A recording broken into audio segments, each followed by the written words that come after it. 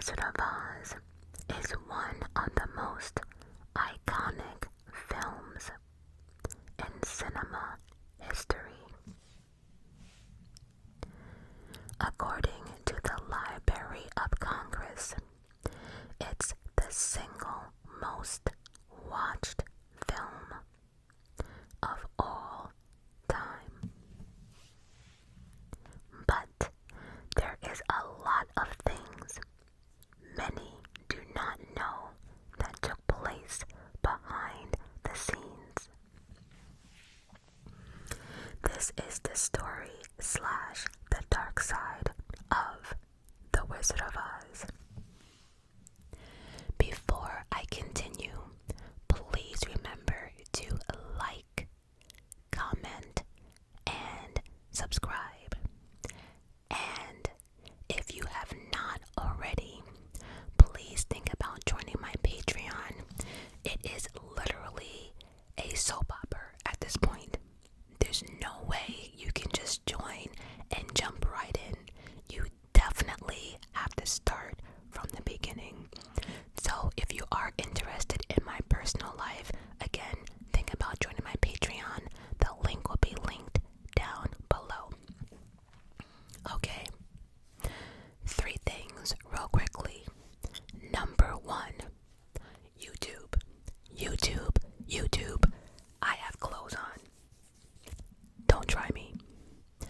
Number 2, there is a phrase that I will be using a lot in this video, and that is, "That's some bullshit.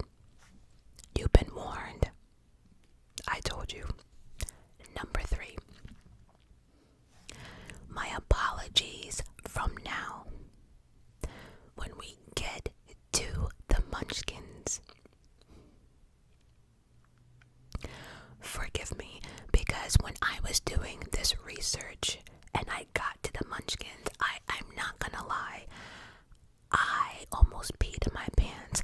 Like, the stories I was getting, it was just really, really funny to me. And then when I was typing up my notes, I'm sitting in my apartment by myself, actually dying of laughter, like snot, tears, all of it. And then this morning, I said to myself, okay, let me see if I can get through this without like laughing. Nope, didn't work. So here we are. Hopefully I got it all out, but apologies from now. So let's just get to.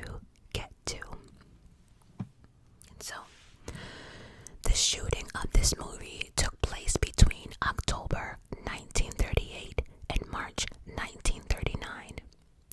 During these 5 months, the stars of the movie were subject to one of the most horrendous conditions in the history of American film. Do you know how deep that last sentence was? The most horrendous conditions in the history of American film. That's some bullshit. So, as always, we have to start from the beginning. So, at one point, we have MGM Studios, and then we have Walt Disney. MGM, at one point in the 1900s, they were blowing everyone out the water. I mean, movies after movies, hit after hit after hit. They were dominating the movie industry. But then Walt Disney dropped a movie called Snow White and the Seven Dwarfs, and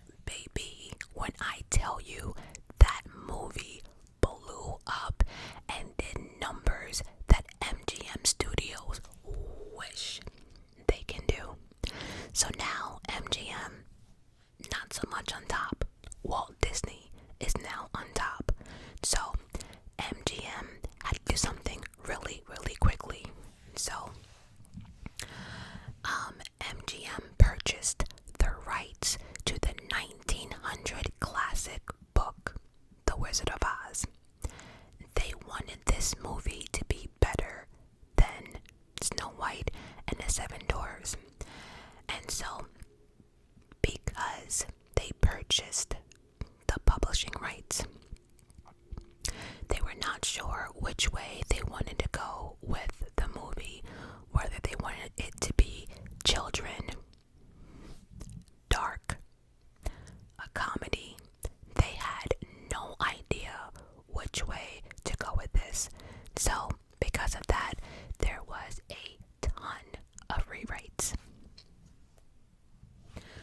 One of the most iconic scenes in cinema is when Dorothy wakes up in the land of Oz, and the film transitioning from black and white to color. Remember, she wakes up, opens that door or something, and then boom, color. The official coloring method used to develop the film was called, I think it's pronounced Technicolor, which required heavy exposure due to the process of splitting the image into different color channels. As a result of this, the Oz set required an enormous amount of lighting. And when I say enormous, I mean enormous amount of lighting. So much that the temperature on stage was often over 100 degrees. The heat was so unbearable, and people on stage frequently had to be carried out from fainting or passing out. Again, that is some bullshit. They couldn't get any fans or anything up on the set. Like, the set lighting was so intense that some actors even claim to suffer permanent vision damage. Exhaustion from the heat was only magnified by the hectic production schedule. For 6 days a week, 6 days a week, the actors walked into the studio at 4 a.m. and did not leave until 7. Now think about it. If they had to be at the studio at 4 a.m., I guess depending where people live or whatever, some people had to be up by like 2:30 in the morning. So 4 a.m. to 7 p.m., that's insane. A significant part of each actor's day was dedicated to putting on their costumes and the removal of their costumes. The makeup and costumes that they were forced to wear for all those hours weren't only uncomfortable, but some of them could have been deadly. So now we are going into the characters. Dorothy. Now, the Dorothy that we know, that we saw on the screen, her name is Judy Garland. But before Judy got the role, it was initially set out to be played by 10-year-old Shirley Temple, who was at that time American Sweetheart and a guaranteed box office success. But during her audition, the production realized she did not have the vocal range they were looking for. In addition, 20th Century Fox, who Shirley had a contract with, refused to loan her out. They were like, she is our American Sweetheart. Find your own. We're not giving her to you, loaning her out to you, nothing. They shut that down.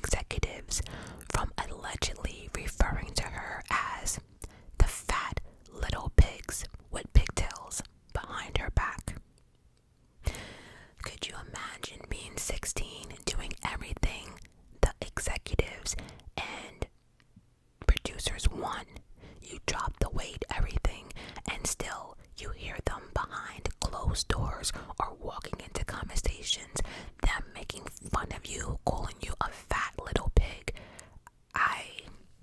That's some bullshit. According to Judy, in her biography, at the age of 17, she said she was a fleshy teenager heading into early womanhood. To ensure her wholesome young appearance and wouldn't be questioned by the audience, the studio resorted to strapping Garland's breasts down and utilizing a corset to slim her silhouette. On top of that, she was steadily given drugs. That's some bullshit. Okay, they were giving her diet pills, and they were giving her more than diet pills to curb her appetite. Garland was short. She was 4'11" to be exact, and she was unable to camouflage any extra weight. That's crazy. And so, because of all that, they put her into corsets, this, that, to the point that this child could not even breathe. She couldn't sit down. And if you remember The Wizard of Oz, there was a lot of dancing and skipping and twirling and all type of nonsense. So she was very, very, very uncomfortable.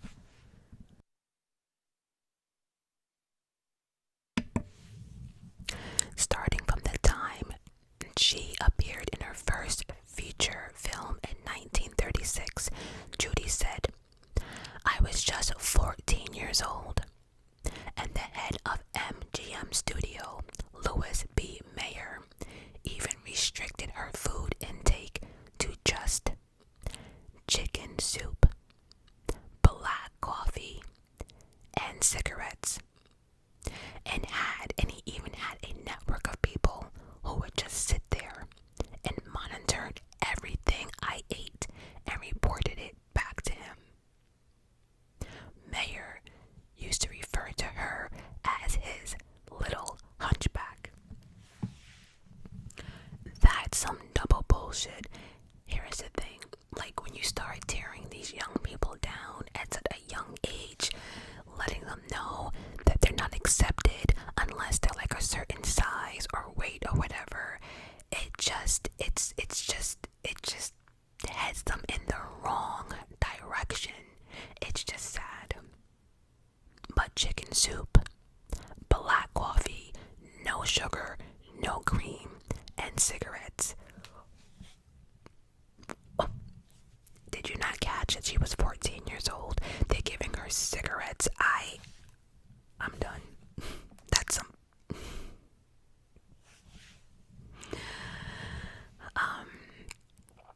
Anyway, she goes on to say that, from the time she got onto MGM and acting, people were giving her diet pills, pills to sleep, pills to be up, like they were just giving her drugs non-stop.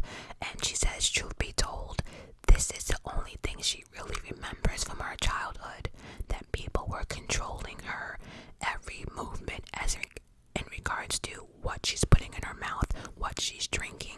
They have to report, like, that's just insane. And so it was a constant battle with her eating and weight. That, in her biography, that's really the only thing she remembers from childhood. That is sad. During filming, she was reportedly slapped in the face by director Victor Fleming. Frustrated after she was unable to keep her cool for a scene in which Dorothy gives the Cowardly Lion a slap, Garland wouldn't stop giggling. She's a child. Things happen on set. Okay. And after multiple takes, Fleming apparently lost his shit, had enough, and slapped her across the face.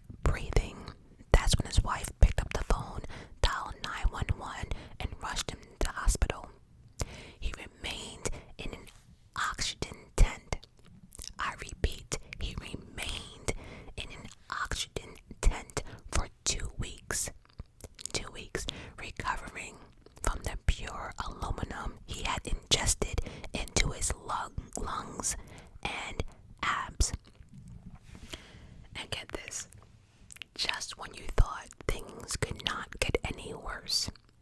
He was fired. Oh yes, he was fired for some shit that the set did. The makeup artist, the set, whatever. Oh yes, they actually fired him. And truth be told, they found a replacement just like that. Anyway, Buddy Epson actually ended up with chronic bronchitis because of the aluminum powder or dust they were putting on his face. Now, the second Tin Man, his name was Jack Haley. Right? He had to know better. See, the studio knew they could not use that same aluminum powder that they used the first time. So, they tried to get creative.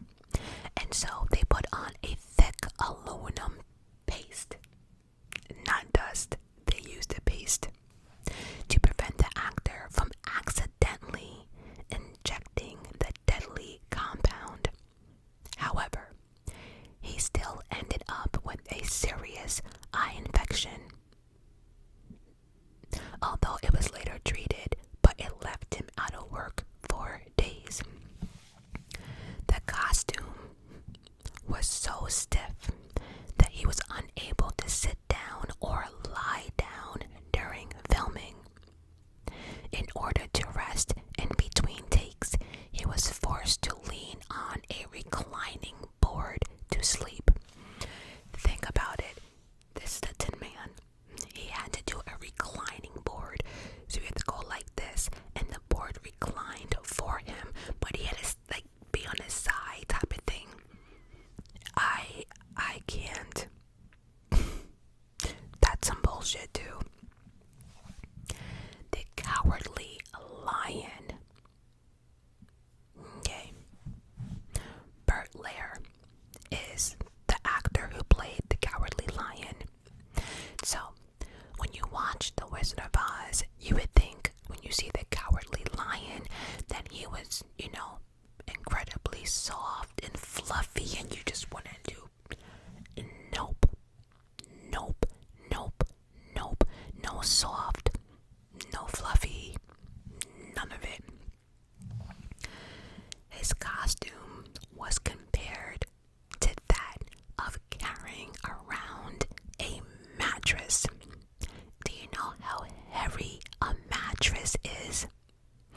The bulk of the costume consisted of a 60-pound real-life lion hide combined with additional padding.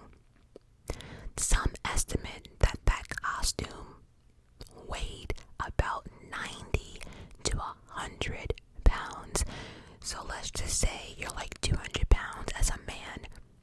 Now you're 300.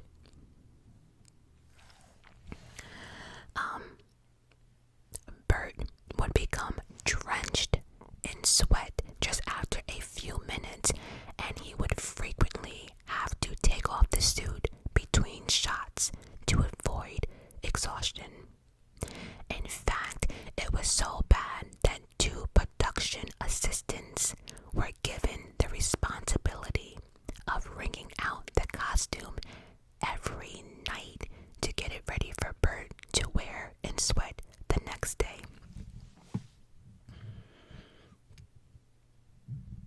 Baby, that costume must have... Baby, what are we doing here? And could you imagine the day that you got picked for that job to wring out someone else's sweat?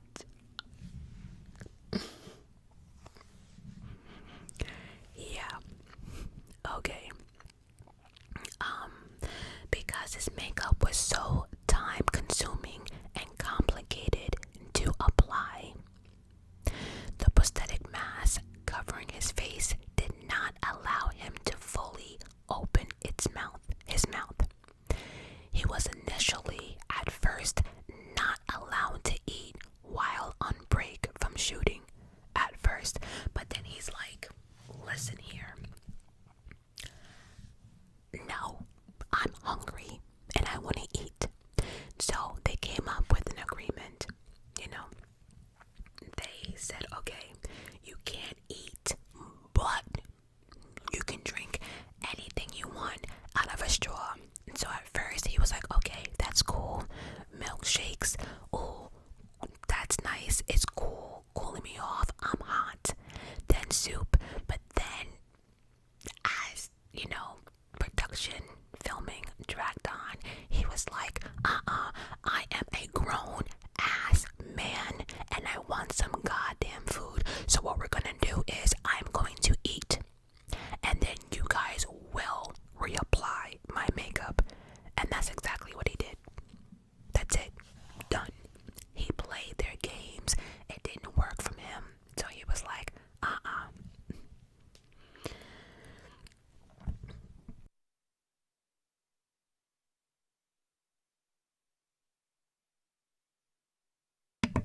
Excuse me. The Scarecrow. Oh, the Scarecrow. The actor who played him, his name was Ray. I think it's Bolger or Bolger. One of them. Bolger. Every morning he would have to spend 1 hour getting his latex and plastic mask painfully glued to his face. See, here's the thing. Number one, could you imagine if somebody was allergic to latex? 1 hour you're getting latex and plastic and all types of stuff, and he said it was painful, actually glued to his face. And every evening he would spend 1 hour removing it. The mask completely covered his facial pores. Oh, the poor Scarecrow. Meaning that he was physically ready. He was physically unable to sweat while wearing it for 15 hours a day for 22 weeks. 22 weeks with 1 day off. 1 day off. They work 6 days a week. 1 day off. By the time filming was complete, the repeated application on the mask left him with permanent grooves around his mouth and chin. So now you have permanent damage. See, this could not happen in 2024. But I'm saving my rant for somebody else. Let's continue.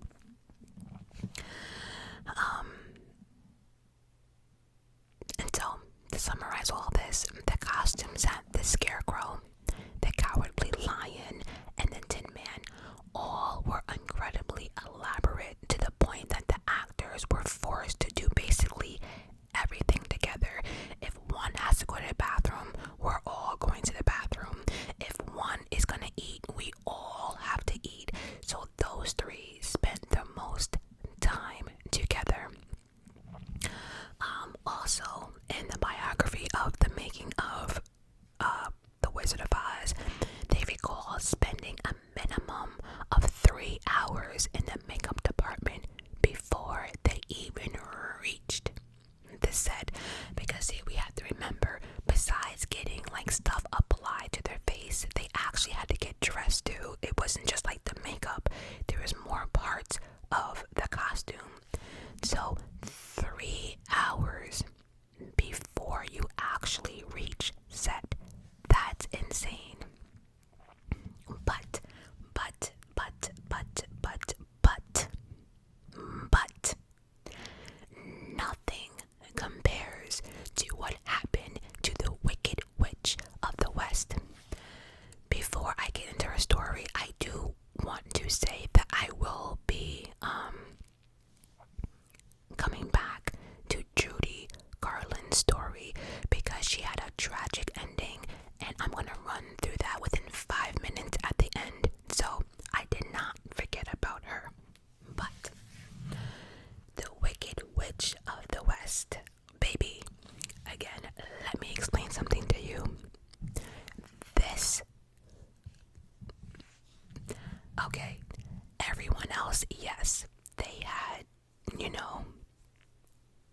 share of bullshit. Nothing, my lovies, nothing compared to the Wicked Witch. And let me tell you something again, in 2024, she would own everything MGM has, okay? Like, she would have generation wealth money, future, like she would have future money on stuff that didn't even come out yet. Like, she would own everything MGM had. Y'all have no idea. The Wicked Witch in 1938.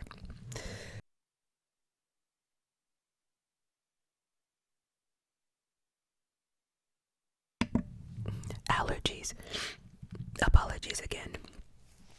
But in 1938, the only way to make someone look green, okay, the Hollywood makeup artist would use copper. Copper. Now, for my young ones who are watching who are still in school, me saying the word copper, you should understand that this could not have ended well.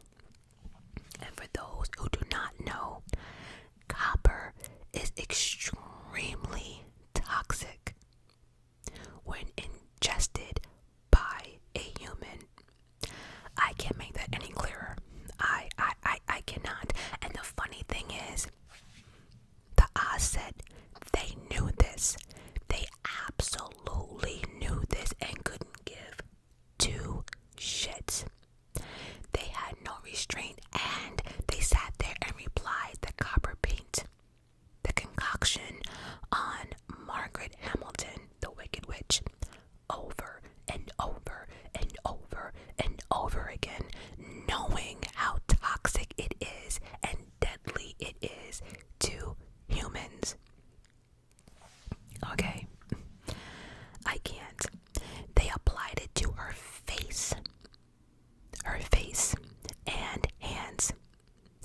It was actually so toxic that she was asked to not eat once it was applied, just in case it got in her mouth.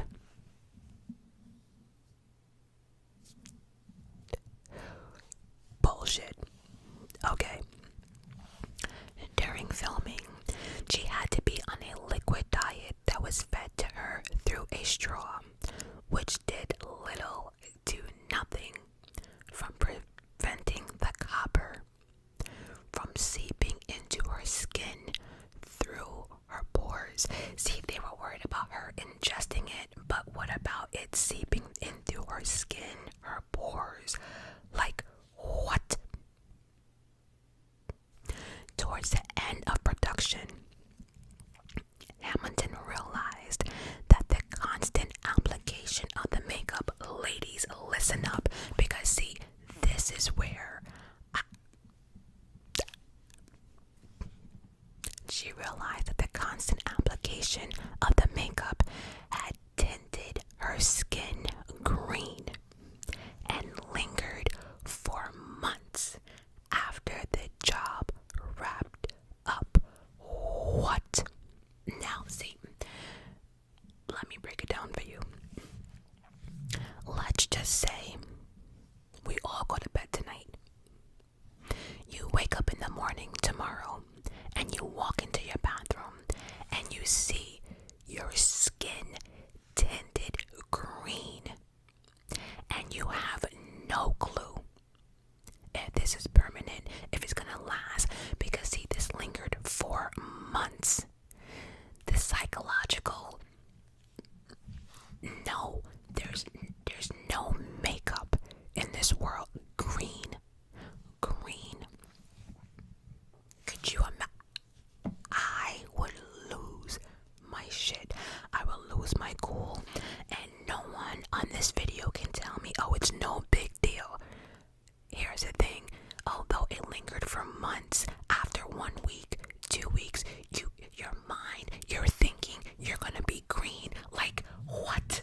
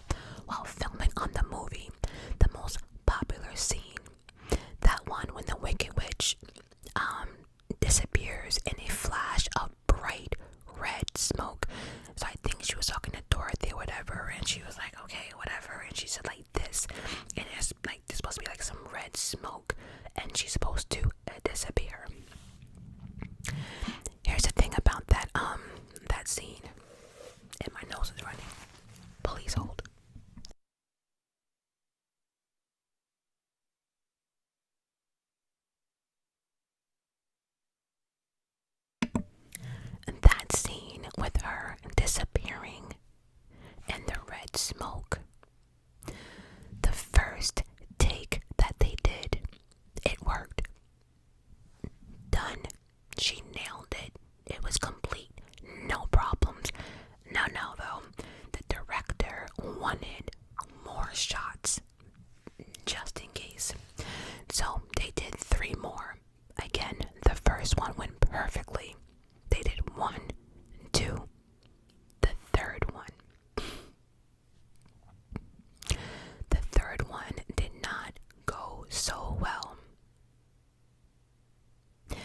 Hamilton wasn't able to exit the stage before the effect crew started the fire. Unfortunately for her, the flames caught onto her highly flammable broom and hat. So now I'm on fire. Okay, in the book, The Making of the Wizard of Oz, it was described as like people who were there were just shocked. Her chin was burned, the bridge of her nose, her right cheek. These are all 2nd-degree burns, by the way. Her chin, the bridge of her nose, her right cheek, and the right side of her forehead. 2nd-degree burns. Her eyelashes and eyebrows on her right eye had been completely burnt off. Her upper lip and eyelid were so badly burned. Ain't no way. The skin on the back of her hand was completely burned off. Okay, so now, are we following? So now my lawsuit consists of the scene went fine, did it perfectly, but you wanted to be greedy, and so because of your greediness, now I caught on fire. Now one side of my face is 2nd-degree burns. The skin on my hand is completely off. What are we doing here? You got my eyebrow, eyelids, upper lip. What are we doing here? Are you insane? And then after I endured all of that, and then the makeup, you have my body and face and hands tinted green for months. Oh no. Now I can't even get out the bed. You done got me fucked up. And this is what got me too. Let me summarize this my way. So after the accident happened, MGM, well, I should say the Oz said, they basically looked at one another and was like, oh shit, maybe if we don't react, we can act like this never happened. Do you know, no one came to her rescue. No one looked at her burns or anything. Matter of fact, they left it to her to figure out how to get home, how to get to the hospital. They didn't call no ambulance. They didn't do absolutely nothing. She actually waited for the Oz set to do something. When she realized they weren't gonna do a damn thing, she had to call her friend. Her friend came, picked her up, and took her to the hospital.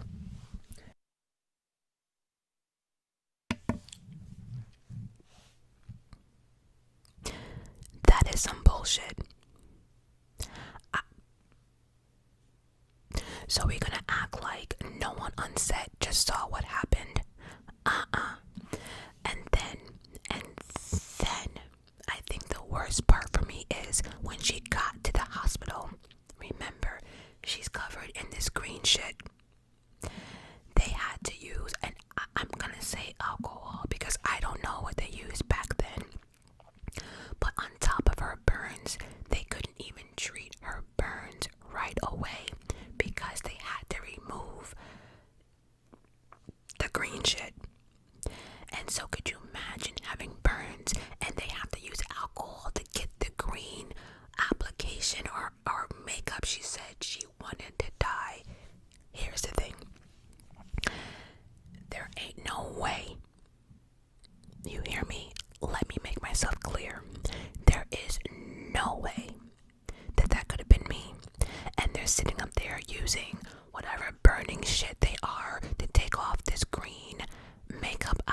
contusion on top of my second-degree burns.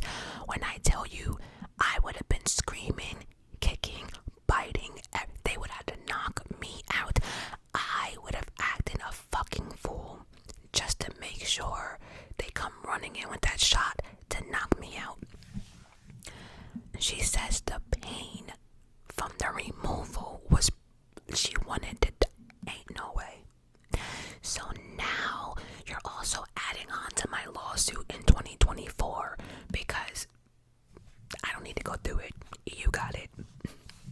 And so, check this shit out though. While she was in the hospital, the Oz set had the audacity to call and harass her, asking her when she coming back. Because here's the thing, they didn't have time to find a new witch. They're now winding down to the end of the movie. So they were harassing her. And truth be told, it took her 6 weeks before Hamilton came back as the Wicked Witch of the West.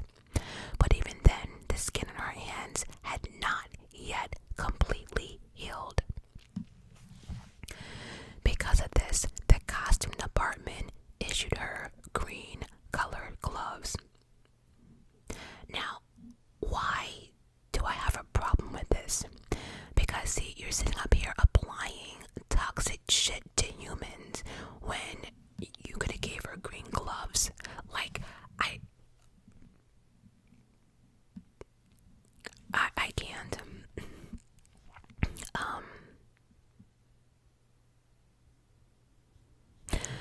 Hamilton considered suing MGM, but remember back in them days, as a woman, you couldn't do stuff like that. You couldn't speak up against, a production full of men. It just didn't work that way. And then of course she was afraid that she would never work again if she did sue them. So she did not. But she did put her foot down when they wanted her to film a scene. This is good. A few weeks after she returned to set, they wanted her to film a scene that had more fire in it. After she was just basically set on fire or caught on fire, whatever, they had the audacity to ask her, and again, her hands are not even healed. They wanted her to do another scene with fire. She said, screw you. You can go F yourself. I'm not doing it. So they threw in our stunt double, Betty Dinko. She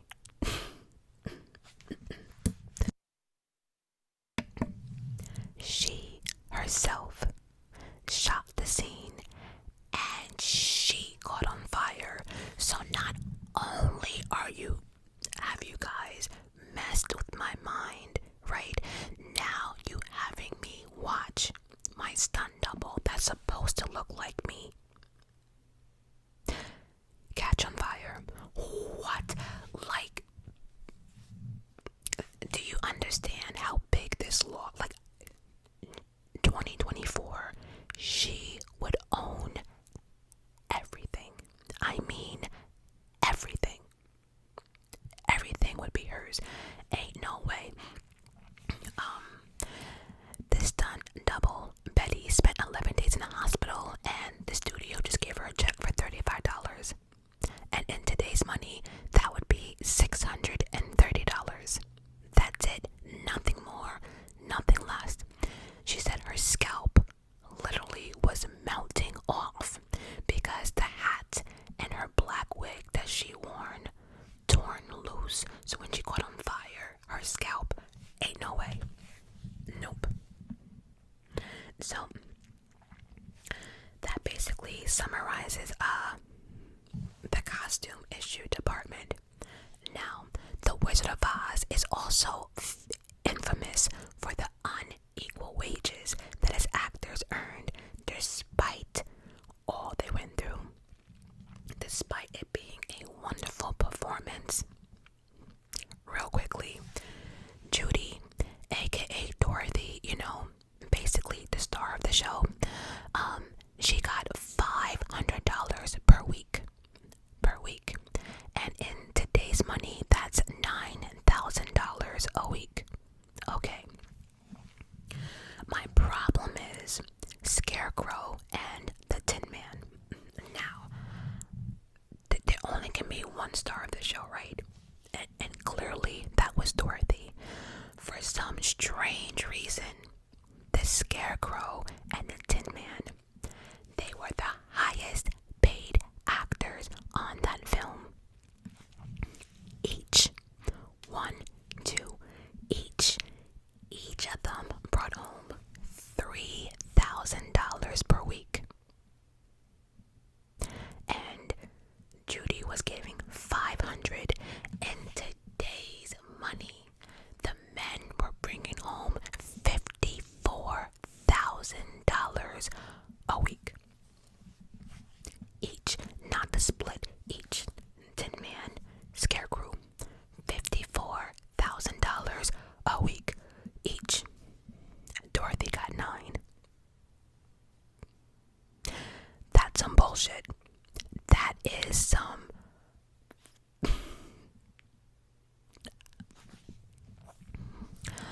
and the dog. How can we forget the dog? Toto, by the way, he was a terrier, and he was paid $125 per week, and that's about $2,000 in today's money. And now we gotta talk about the munchkins.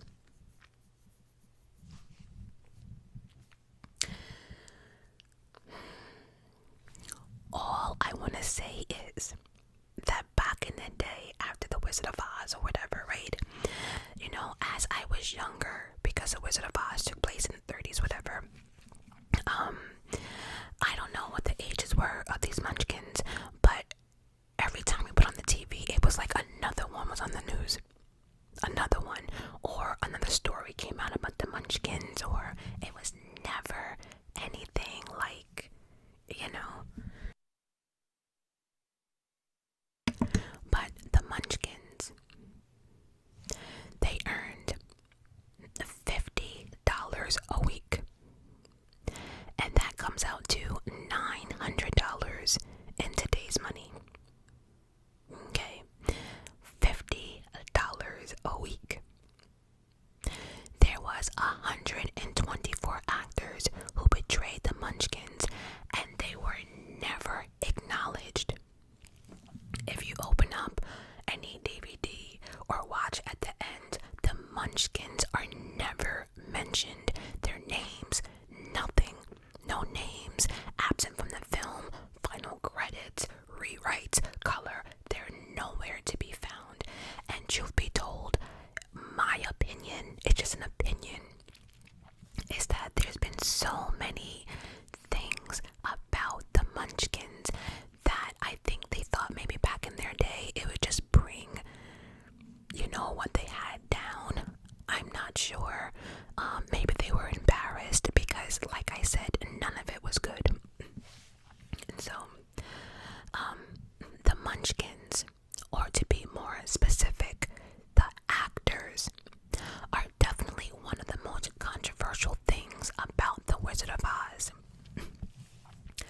After Judy Garland's death, her ex-husband Sid reportedly wrote an unfinished memoir that he wrote that the munchkins inappropriately touched her, and they made Judy's life miserable and a living hell.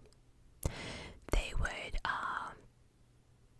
made her life miserable by putting their hands under her dress. There was one story I read that she was getting ready or whatever, and because some of them were really, really small, they were able to kind of sneak up and then go under her dress and just be there chilling, just looking up. Like, what the fuck? That's insane. While this allegation has never been proven, it's never been debunked either. Garland was confirmed to have been disturbed by the rout of actors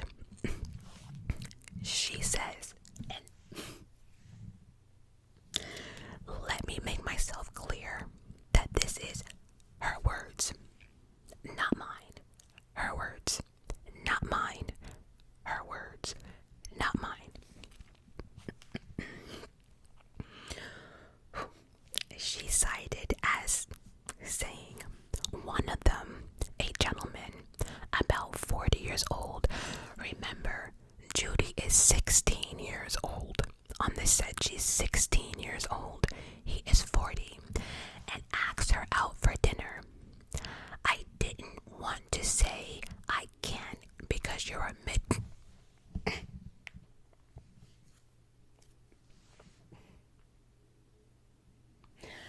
I find that funny because she was comfortable enough to be like, I can't say no because you're a midget. That is, I can't back up. And so I said, my mother wouldn't like that. And he says, come on, bring your mom too.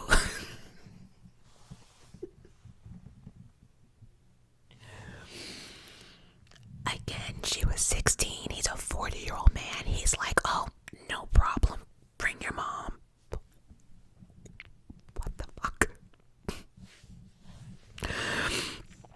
She also added that there were hundreds of them.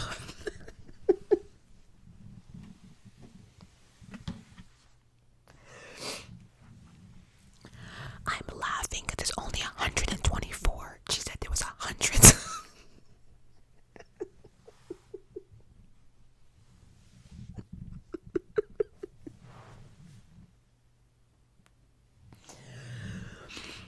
Okay.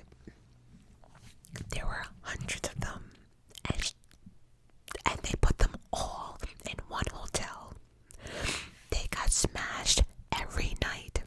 And the police would pick them up in a butterfly net. Not the butterfly net.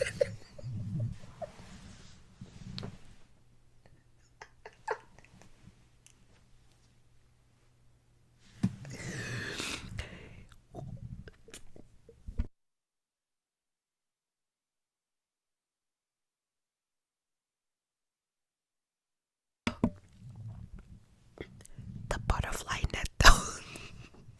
Yo, they weren't that small.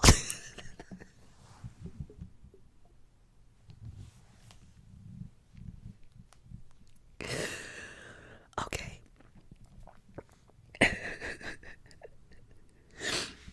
That's fucked up. I'm trying. Okay. Okay.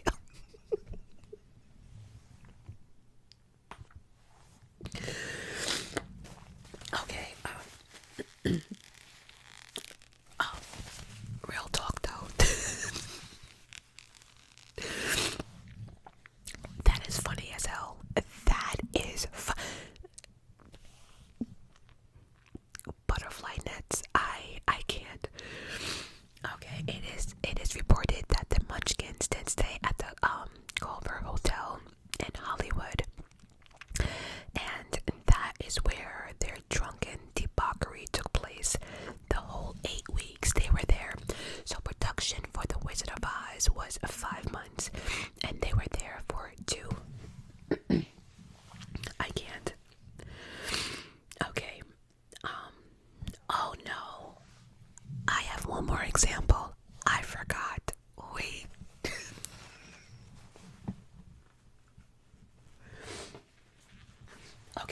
Okay. There was one munchkin by the name of the Count. He was reportedly also fired from the set. One crew member allegedly said that once he was due on set and he went missing. Then they heard whining coming from the men's room.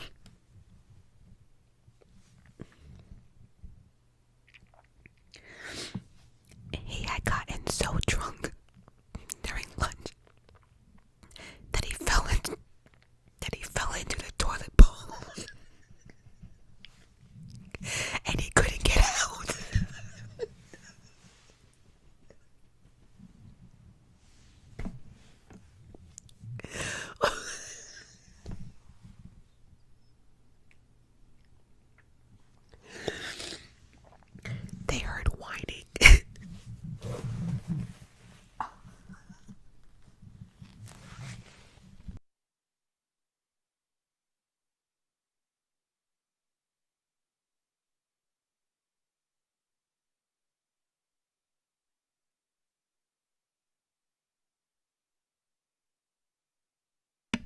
I'm hot.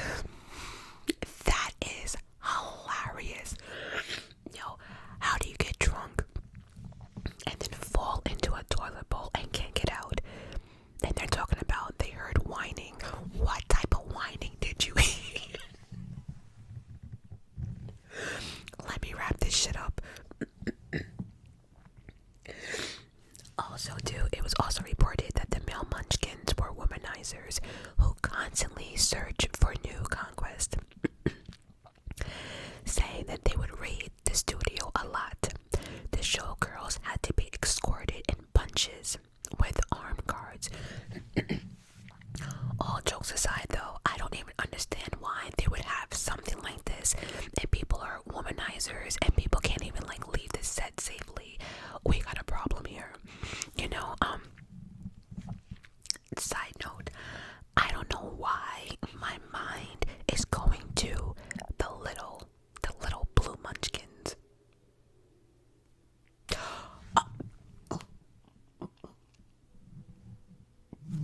They weren't called munchkins. I think they were called the Oompa Loompas. Right? Oompa, Oompa, Doompity Doop. Hands down, the Oompa Loompas are my favorite little people. I'm sorry. They were emotionless. Their facial expressions stayed one, and they were wheeling these kids out. What movie was that? Oh, Willy Wonka and the Chocolate Factory. I love the little blue people. And their songs were so catchy. Anyway, all right. This video is way too long. Okay. So, other than that, this is a mess.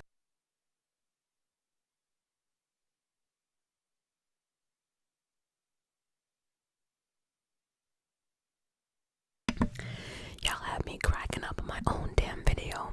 Listen, there is one urban legend that I think many people have heard about the Munchkins.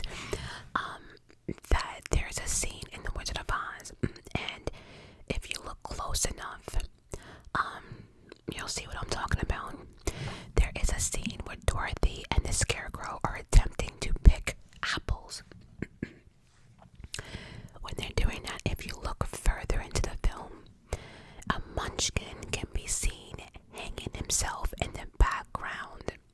However, this has been long debunked, and because of like the stories that happened on the set, a lot of people thought that maybe one of the munchkins felt guilty or felt bad on what they were doing and they hung themselves, but it's been debunked. Apparently the crew had brought in live birds to wander around the particular set in order to make it more realistic, and at that time they're saying it actually wasn't a shadow of a munchkin, but rather a bird spreading its wings and preparing to fly. So it was not a munchkin hanging themselves, it was a bird. The movie came out nationwide on August 25th, 1939, but it did not do great at all. The movie was released at the tail end of the long Great Depression. In my terms, nobody was paying money to go to movies for no damn children movie, right?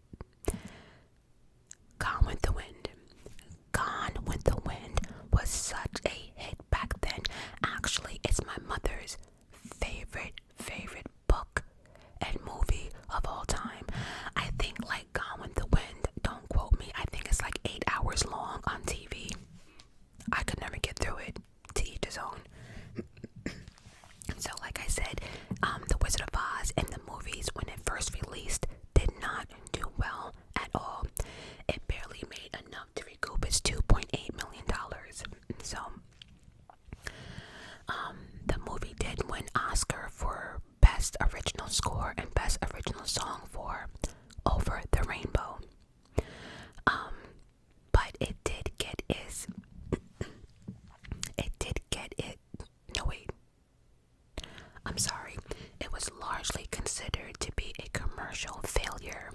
That is until it aired on CBS on November 3rd, 1956, just in time for the holidays. And so, like I said, it came out in the theaters August 25th, 1939, but hit the television screen 1956. So what is that? Like 16 years later, it got the recognition that it is today. After fading from broadcast television, The Wizard of Oz remains still to be considered one of the greatest films of all time. A great American classic. Now,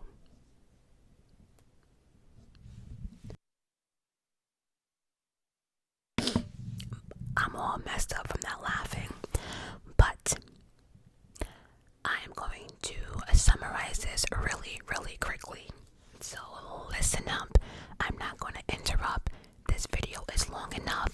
So we are going to switch this about Judy Garland, because it's, again, her story is just so. Ready? Am I ready?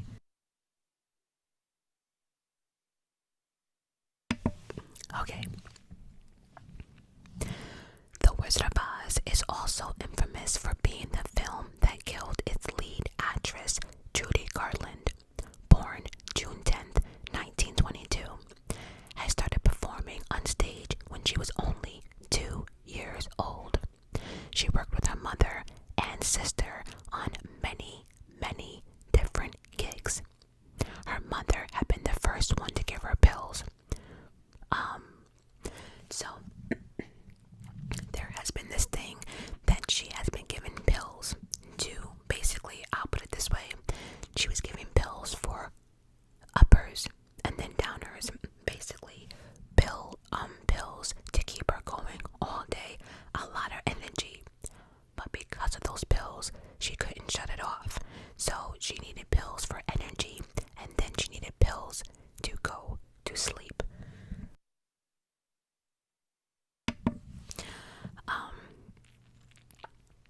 And so, a lot of people dub her mother as the real Wicked Witch of the West.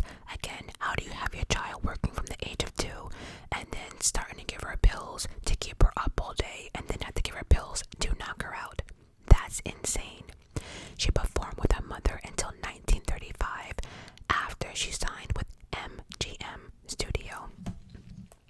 So, back then, laws regarding Hollywood and child stars were non-existent, which meant that Garland was completely controlled by the studio executive of MGM. Similar to her other work, she was given more than just pills to curb her appetite. In order to keep up with the long hours of filming and grueling work schedule, she was given stimulants such as amphetamines and then barbiturates to knock her out.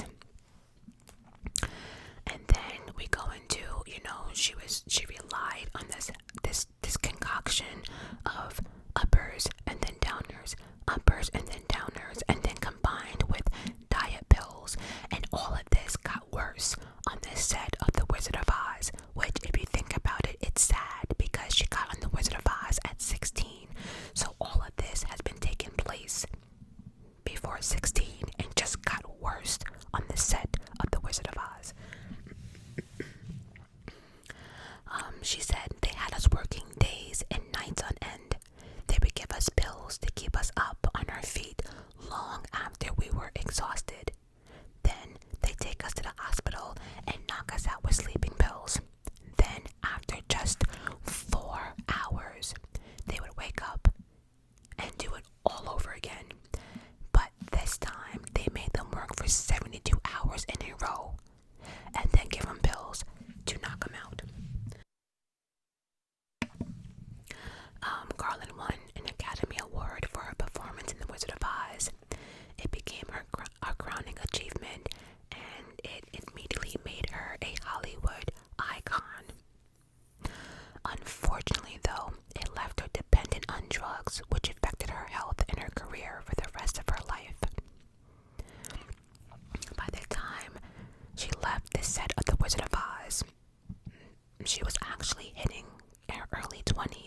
and she was completely dependent on drugs, and her addiction spiraled out of control. In 1947, she suffered a nervous breakdown. She attempted to unalive herself twice, and eventually she left MGM studio. She toured constantly to make enough money just to care for her children. She had a series of dramatic highs, followed by crashing lows. On June 22nd, 1969, 12 days after her 47th birthday, Garland was found dead in her bathroom of her rented home. Her cause of death is believed to be an unintentional overdose of barbiturates. And that is the story of The Wizard of Oz. I love you guys for watching. Until next time,